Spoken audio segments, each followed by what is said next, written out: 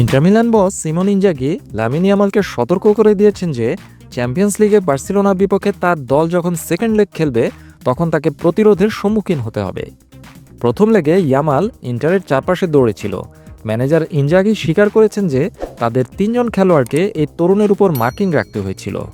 Match পূর্ব সংবাদ সম্মেলনে Simon ইনজাগিকে এই বিস্ময়কর কিশোর সম্পর্কে জিজ্ঞেস করা হয়েছিল এবং তার দল কিভাবে এই তরুণের হুমকি মোকাবেলা করবে সে সম্পর্কে কিছু পরিকল্পনার বিষয়ে জানতে চাওয়া হয়েছিল। জবাবে ইন্টার মিলান কোচ ইনজাগি বলেছেন, আমাদের চেষ্টা করতে হবে যাতে বল তার কাছে না পৌঁছায়, কিন্তু এটা অসম্ভব। সে অবশ্যই দ্বিগুণ প্রাণশক্তি নিয়ে ঝাঁপিয়ে পড়বে, কারণ সে একজন অসাধারণ খেলোয়াড় এবং আমরা তার প্রতি গভীর মনোযোগ দেওয়ার চেষ্টা করব। তাকে সরাসরি দেখলে মনে হয় সে একজন অবিশ্বাস্য প্রতিভা। সত্যি সে খুব বিপজ্জনক। সবাই তাকে বল দেয়। যা আমাকে মুগ্ধ করেছে তা হলো তার চিন্তার গতি। সে সবসময় জানে কোন খেলা খেলতে হবে।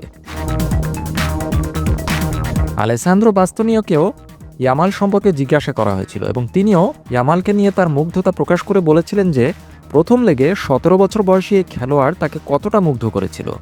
বাস্তোনি বলেছেন, আমি যতজনের বিপক্ষে খেলেছি সে তার মধ্যে সবচেয়ে শক্তিশালী। সুযোগ তৈরি করার ক্ষমতার দিক থেকে সে যে স্তরে পৌঁছেছে তাতে আমি মুগ্ধ। আমরা কিভাবে তাকে থামাতে পারি? আমাদের প্রথম লেগের মতোই করতে হবে। তাকে দ্বিগুণ এবং ৩ গুণ চাপ প্রয়োগ করতে হবে। বার্সেলোনাতে কেবল ইয়ামাল একা নয়, তাদের ঈর্ষণীয় আক্রমণ ভাগ রয়েছে। বার্সেলোনা এবং ইন্টার একটি রোমাঞ্চকর প্রথম লেগে বিশ্বের কোটি কোটি ফুটবল প্রেমীদের এক অসাধারণ ম্যাচ উপহার দিয়েছে।